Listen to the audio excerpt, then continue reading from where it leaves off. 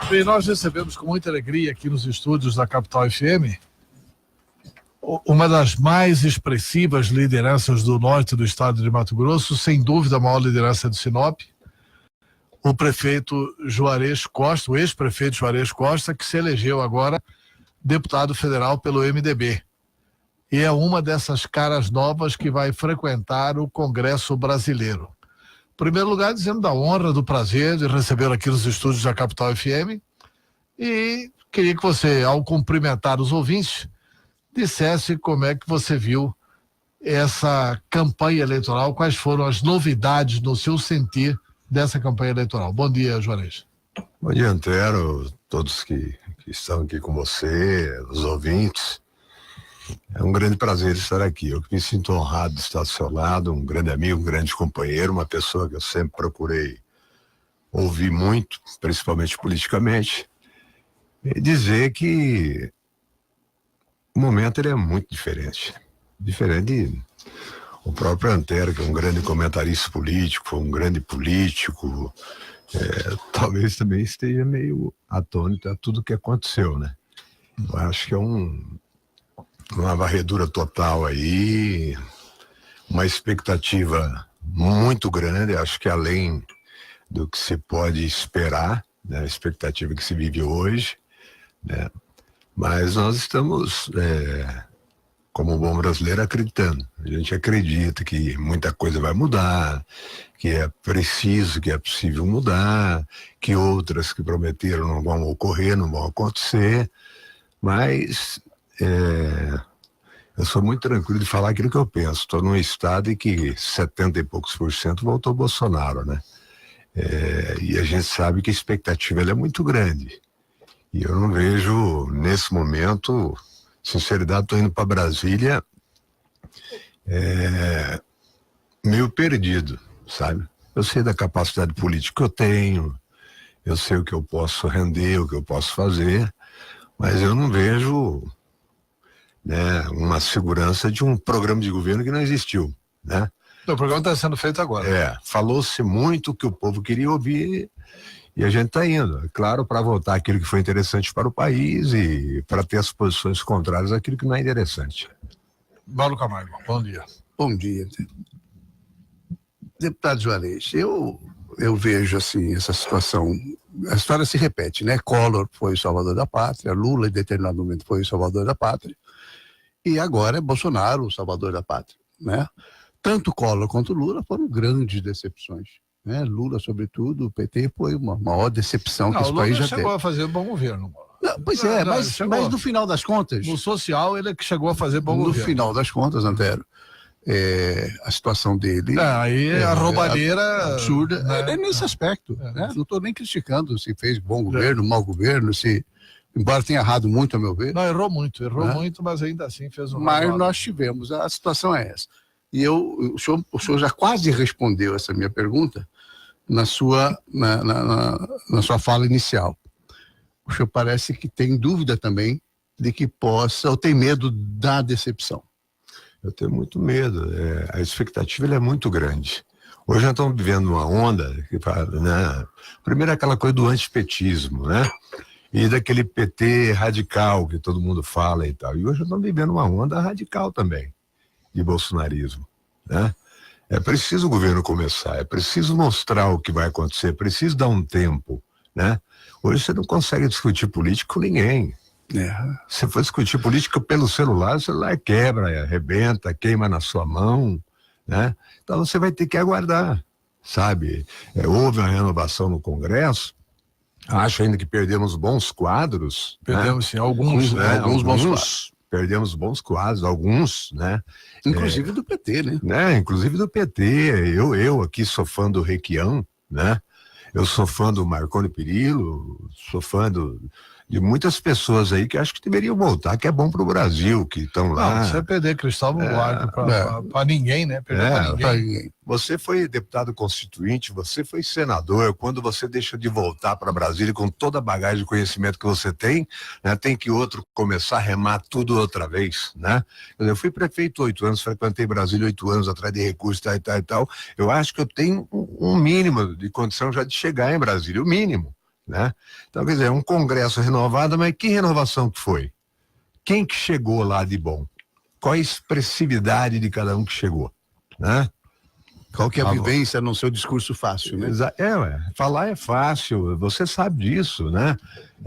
Dialogar aí, jogar a conversa ao vento é muito fácil, agora fazer é bem diferente até.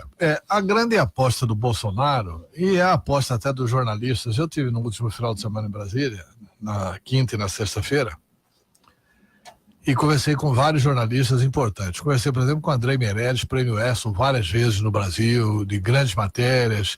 Foi quem fez, inclusive, a matéria do Valdomiro Diniz, que derrubou o Zé Dirceu na revista Época, foi editor da Época, editor da Veja, um dos mais brilhantes jornalistas brasileiros. E a análise de todo mundo é a seguinte: Bolsonaro acertou na equipe econômica. Gostemos ou não, ele vai fazer o liberalismo econômico. Ele vai fazer o liberalismo econômico. Ele vai privatizar bastante, sem vergonha de privatizar, porque os tucanos defenderam a privatização, mas defenderam envergonhadamente, e ele não, ele vai defender a privatização, e assim, a possibilidade é que ele, aprovando o programa econômico dele, ele gere 3 milhões de empregos no primeiro ano de governo, e aí as coisas resolvem. Presidente, se acertar a economia, o resto vai. Eu sou assinante da revista Cruzoé, que é a revista que é publicada no site Antagonistas, tem que pagar lá para assinar. E tenho lido as matérias de profundidade da revista Cruzoé. Vocês já prestaram atenção nos nomes que o Bolsonaro está indicando dos militares? Quem tem menos tem doutorado e pós-doutorado. São pessoas preparadíssimas. Inclusive, a ida do general Heleno para o Gabinete de Segurança Institucional para ficar perto do Bolsonaro foi para evitar a crise. Os militares, por exemplo, estão preocupados com o despreparo dos chefes da Casa Civil, que é realmente assim, não é essa bola toda, não. O Onyx Lorenzoni. Então, os militares estão calçando. O general Mourão está assumindo algumas atribuições. O general Mourão é preparadíssimo. É um homem que fala 4 idiomas, enfim. Os militares que ganharam o poder pelo voto, porque assim, o Bolsonaro não foi o candidato dos militares, mas se fracassar, atinge a caserna. Duramente, inclusive. Todo mundo sabe disso. Então, eu não sei se o Bolsonaro não pode acertar. Eu acho que se ele acertar a economia, ele acerta do resto do Brasil. Mas tem preocupações lá, como, por exemplo, a indicação do ministro da Educação, que não era, diga-se de passagem, o ministro dos militares.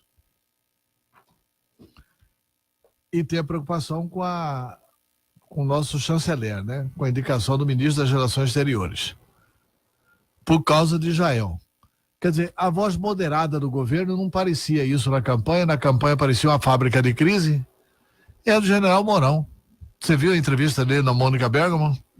Pois é, mas... E ele critica exatamente assim, olha, tem que ter cuidado com Israel, não pode romper com o Mercosul, a questão do Mercosul é uma questão estratégica, temos que fazer acordos bilaterais, enfim...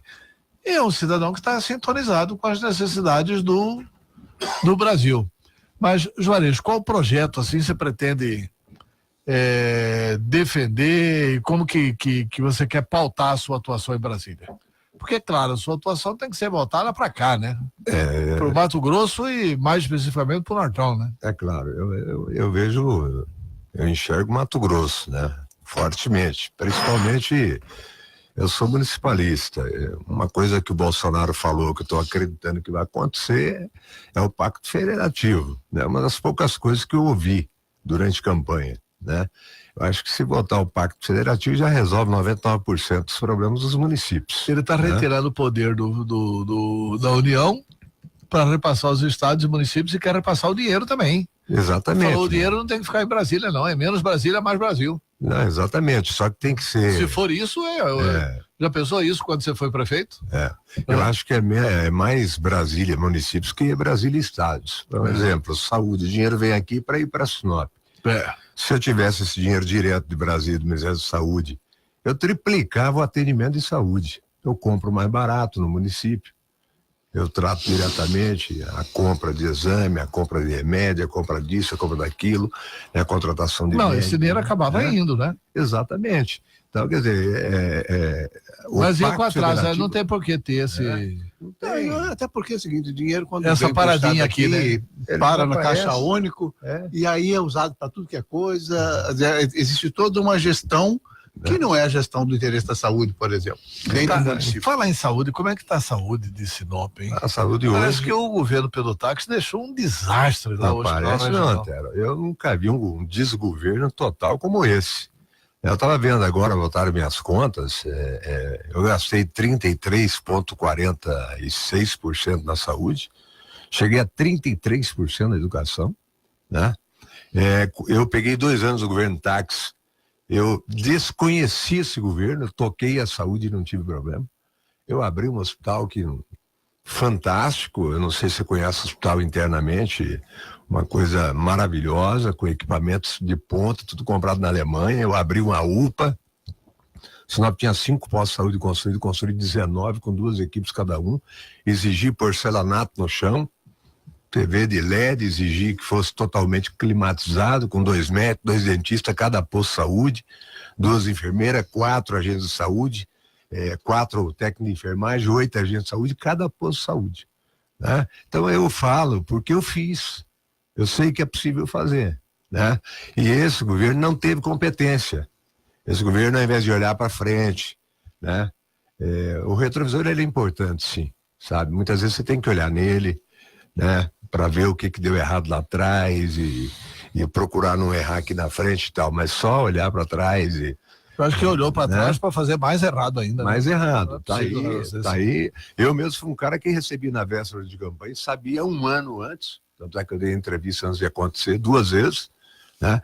Eu fui visitado pelo GAECO na minha casa, eu fui grampeado 1 ano, né? Porque não ganhava a eleição Nesses de grampos mim. ilegais, né? Nesses grampos ilegais. Não ganhava a eleição de mim, na terceira eleição que eu não era candidato, viram que eu ia fazer a minha vice-prefeita, o Dorner era o meu candidato. Chegou em mim, o Dorner falou abertamente, falou, não, eu não vou ser candidato seu porque o Leitão tá que vão te prender, me chamaram, disse que vão te prender.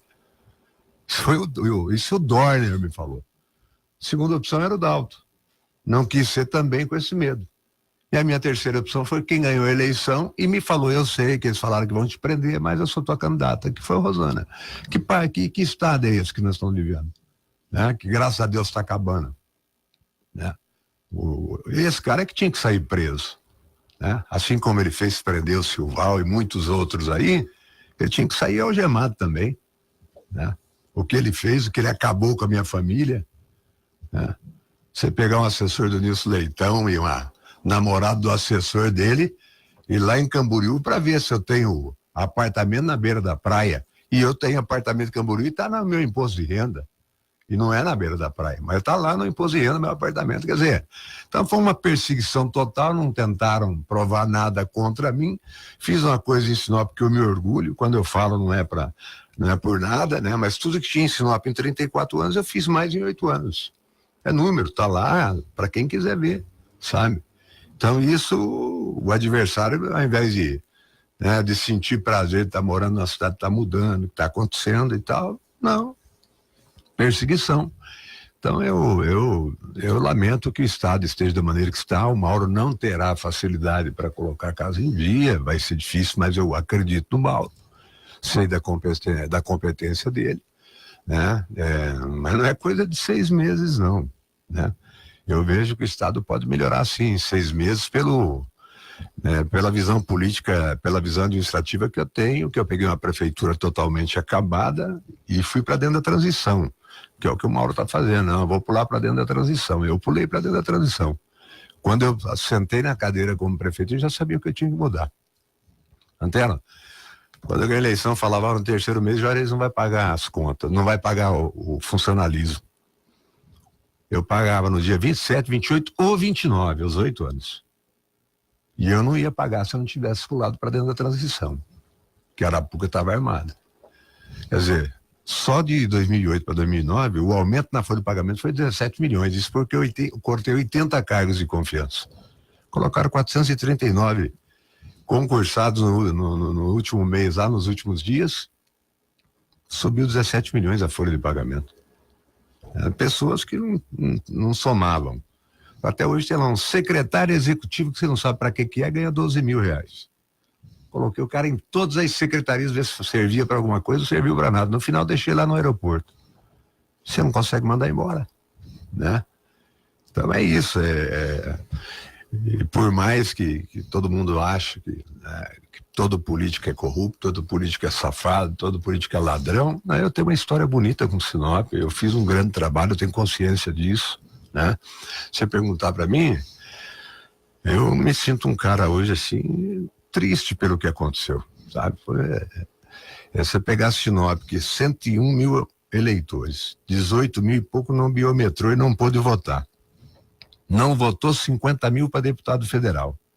Fui candidato a deputado porque primeiro era o Leitão, foi para o Senado, sobrou o Dorner, ia deixar o Dorner ser candidato a deputado federal, não queria ser.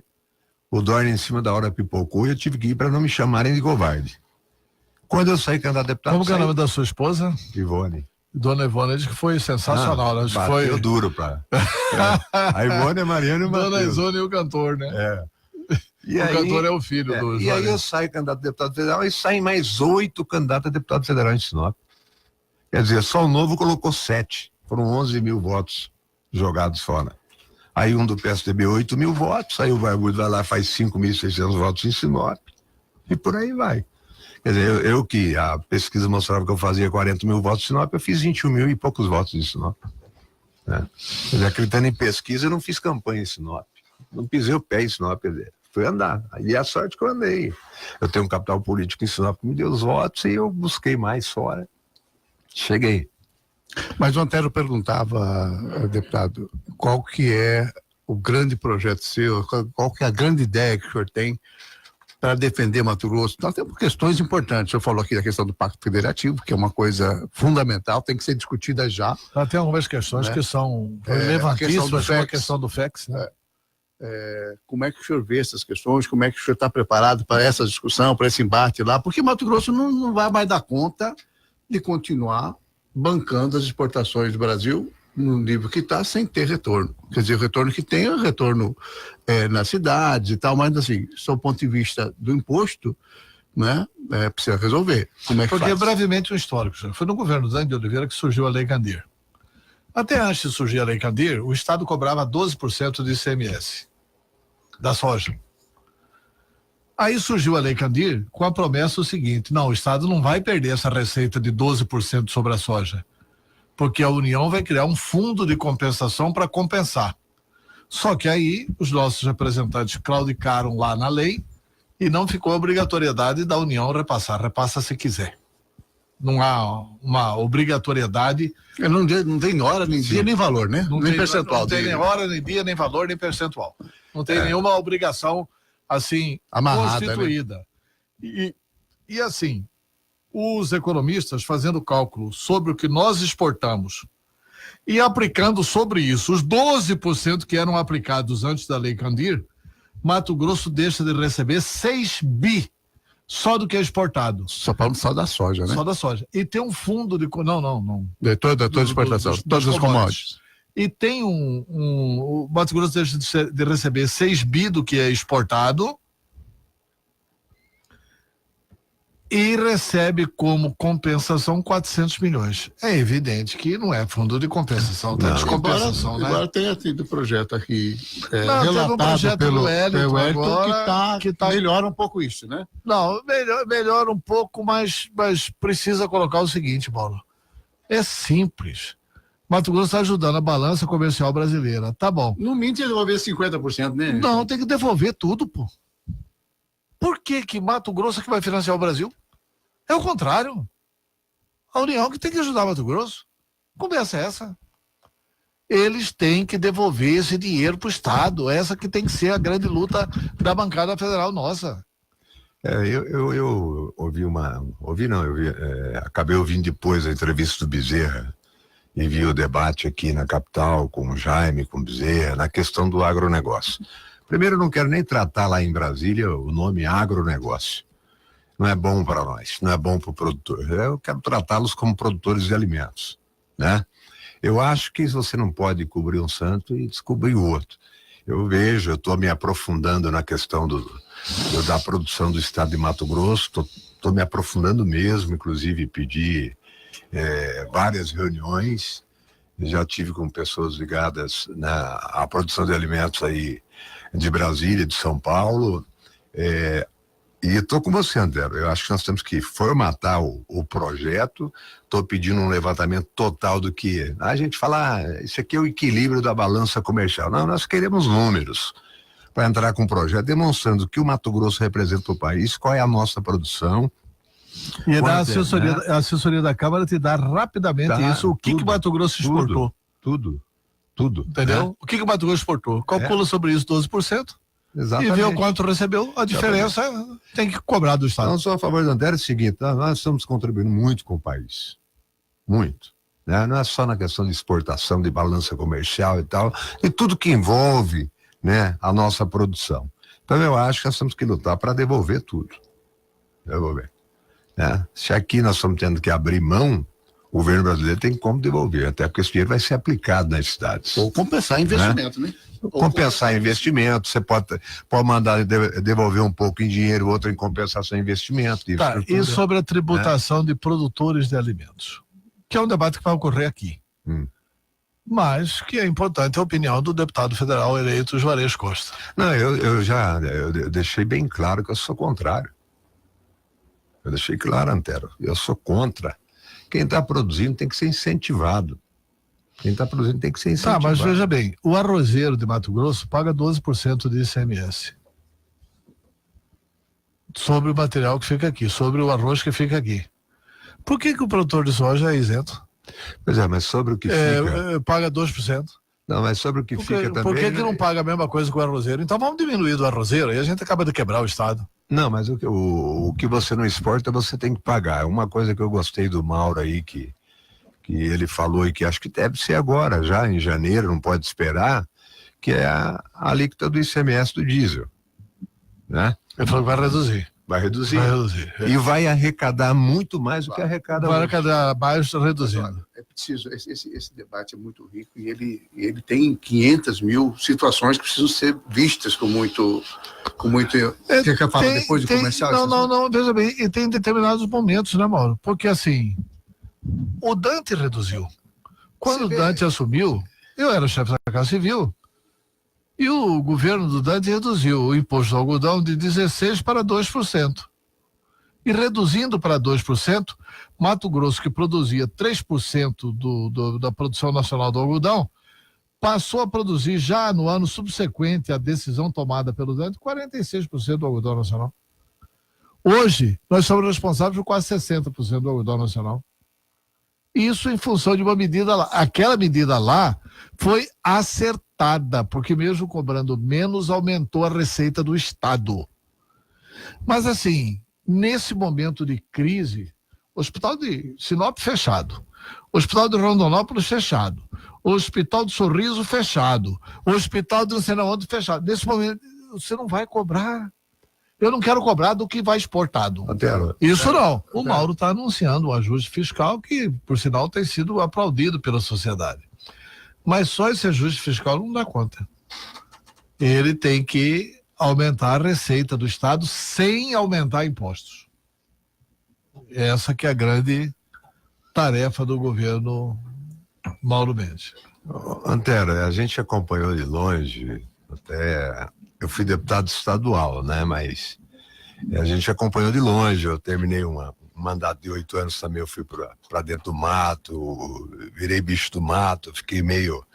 porque eu estava cansado, né? Mas eu não vi em nenhum ano o Estado arrecadar menos, arrecadou bem mais. Sim, o Estado, a receita aumentou muito. Aumentou muito. Né? As despesas que cresceram então, desmedidamente. Por que eu acredito no Mauro? Sabe, porque eu estava falando pro Mauro, é até difícil falar, eu acredito no Mauro por causa de gestão, né? É claro que a sociedade que, entre aspas, acha que não vai pagar imposto, é ela que vai pagar o imposto. É ela que paga tudo, o imposto mais pobre que paga todos os impostos.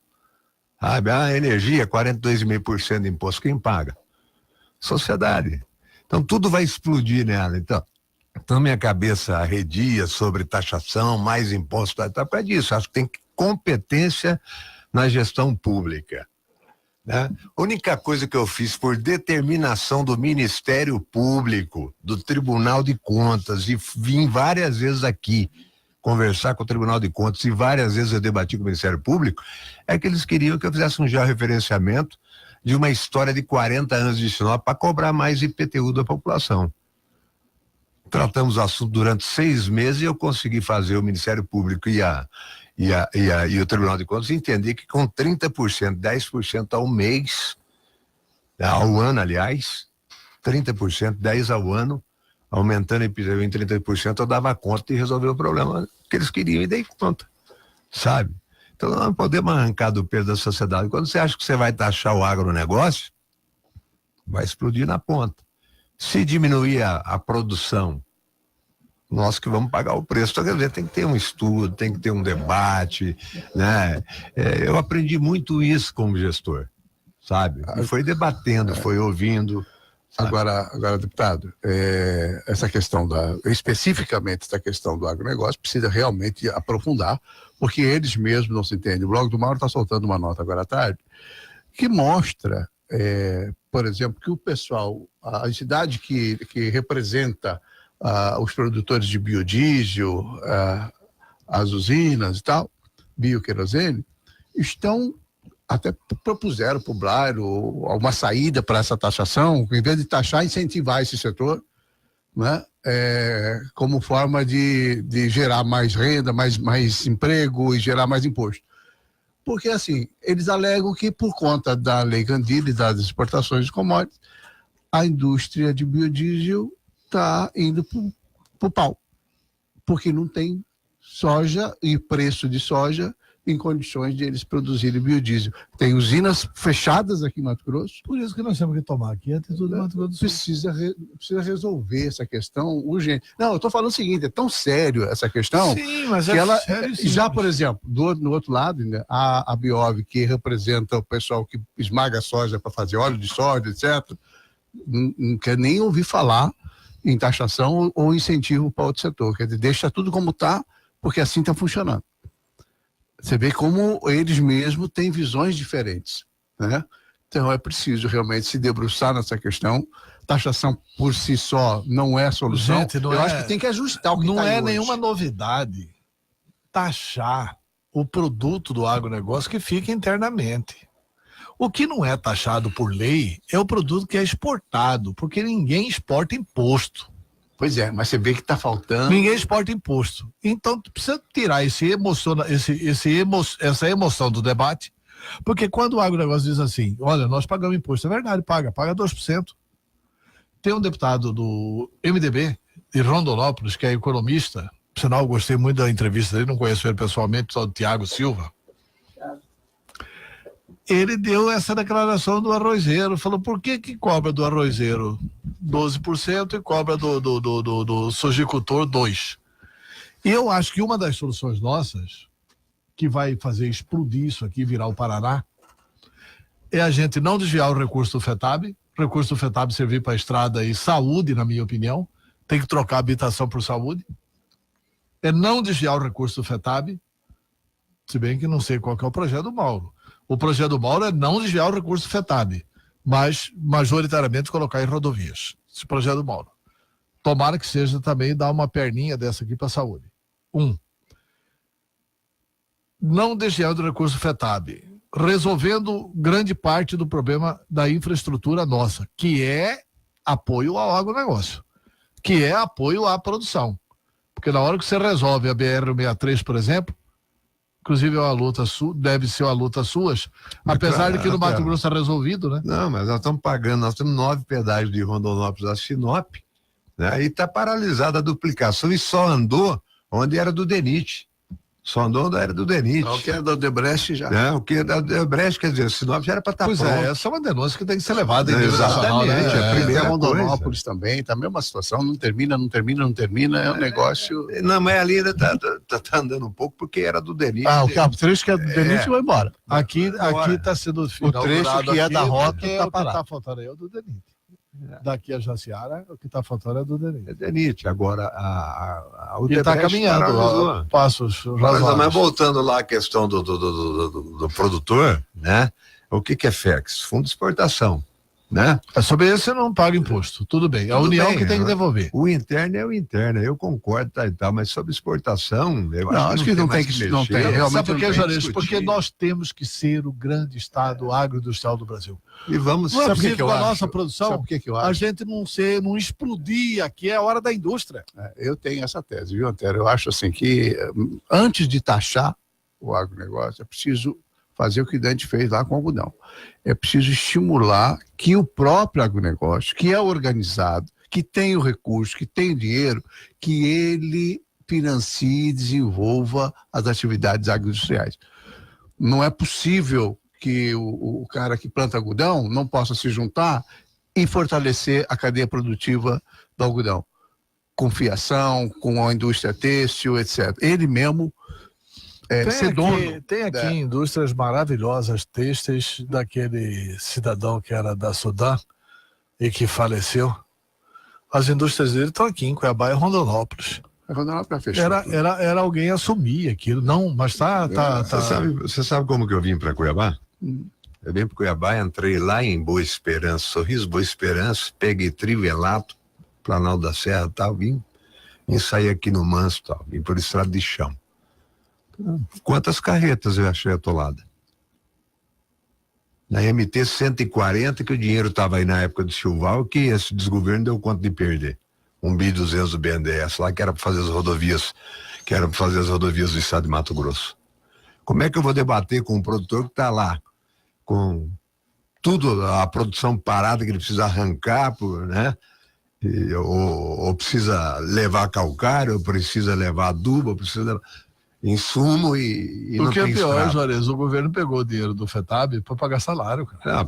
Isso é um absurdo. Para pagar a Secopa, a AGECOPA. O Blairo Maggi mandou uma lei, a Assembleia aprovou, contrataram 300, 400 pessoas na AGECOPA, tudo com salário de 15, 25 mil reais, pagos por quem? Pelo FETAB. Isso é absurdo. É isso que foi um assassinato do FETAB. Quem está falando é um ex-gestor. Por isso que eu já, inclusive, falei um dia para os caras, você não devia ter aceitado o FETAB 2. FETAB 1, FETAB 2, que tem o FETAB 3, tem o FETAB 4, todo mundo acha. Por isso que eu falo, eu vou tratar todo mundo aqui como produtor de alimento. Quando você fala agronegócio, você acha que isso aqui, nego só olha números, só olha dinheiro tal, e tal, e esquece de olhar como que é essa cadeia produtiva, qual que é o sofrimento, como que você faz para chegar, né, com os produtos para plantar na lavoura. Mas olha, difícil, tem dois problemas. O agronegócio se comunica mal e, a meu ver, estrategicamente, ele podia assumir a liderança. Porque assim, ele passou a investir no político, no financiamento político, nessa coisa, para ter participação de poder, etc. O que não é errado, o que não é ilegítimo, mas ele poderia liderar isso muito mais se ficasse na área dele, investindo na agroindústria. Certo? Aquilo que fica aqui, a exportação não se discute. Mas eles fizeram isso de forma deletéria, né, mano? Uma coisa é aprovar isso. Mas tem uma coisa também que nós precisamos parar e pensar um pouco, né? Essa coisa da elite do agronegócio aí, que quando fala agronegócio aí e tal, tem nome. Tem lá o Blairo, tem lá o Iraí e tal, que são os poderosos, meia dúzia de barões de produtor aí. Mas são esses que tem que pagar, porque o resto paga, viu? É claro. O pecuarista paga. Não, o resto paga. O produtor de ovo paga, o cara que planta o negócio lá paga. O cara que planta 1.000 hectares, o cara que planta 1.500, 2.000 hectares, o cara tá morto aí. Não, mas esses já pagam. Mas isso já grandes, né? Quando a gente está falando, estamos falando desses caras aí, 200, 300 mil hectares aí. Não, e outra coisa, precisa ver a questão da sonegação também, que a gente tem uma suspeita. Não, suspeita não, né, Mauro? O governo Pedro Táxi é o primeiro governo brasileiro que eu vejo. O conselheiro Antônio Joaquim propôs uma auditagem na exportação de Mato Grosso. Porque aí você ia descobrir toda a simulação da exportação no Estado. E descobrindo toda a simulação de exportação, não é justo que essa turma não pague o imposto, porque isso é fraude, pô. Isso é sonegação. E o governo Pedro Taques ficou contra. Foi até o Supremo Tribunal Federal para impedir essa auditagem. E aí eu quero dizer... Primeira coisa que eu acho que o Mauro Mendes devia fazer era chamar os técnicos do Tribunal de Contas para fazer essa auditagem. E aí eu quero dizer... Para aumentar a receita do Estado, que conversa é essa? A receita, ele precisa mexer com mais taxação. É verdade. Aí eu sou altamente favorável. O Mauro Mendes falou que vai fazer isso. Altamente favorável. Aumenta a receita mais do que criar mais taxação aí. Aí é pouca gente, viu? E fazendo justiça, né? Fazendo justiça. Fazendo justiça. Tá bom. Juarez Costa, fala o que quiser, que o horário é seu. Muito obrigado pela entrevista. Eu quero aqui agradecer vocês. Tá no meio de duas feras aqui, debatendo o Brasil. Para mim é uma coisa muito, muito nova, né? Eu vivi meu mundo lá, vivi um pouco do estado de Mato Grosso, mas pode ter certeza, eu serei um grande trabalhador por Mato Grosso, um cara que quer ver que as coisas acontecerem. Sei que o meu estado necessita de infraestrutura, necessita de saúde, né? Nós não estamos trabalhando muito nisso. Educação, né? O estado precisa de educação. Eu acho que esse debate mais tosco, mais inoportuno de escola sem partido, sabe? Não é isso que nós queremos. Nós queremos escola com dinheiro, educação com qualidade, né? Você tem uma ideia?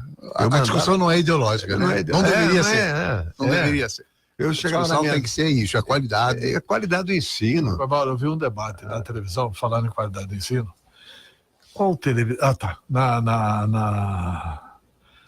Na Bandeirantes, o programa Ponto a Ponto, né? Que comandado pelo sociólogo Antônio Lavareda, que é o maior pesquisador do Brasil. E ele fez várias pesquisas lá e tal.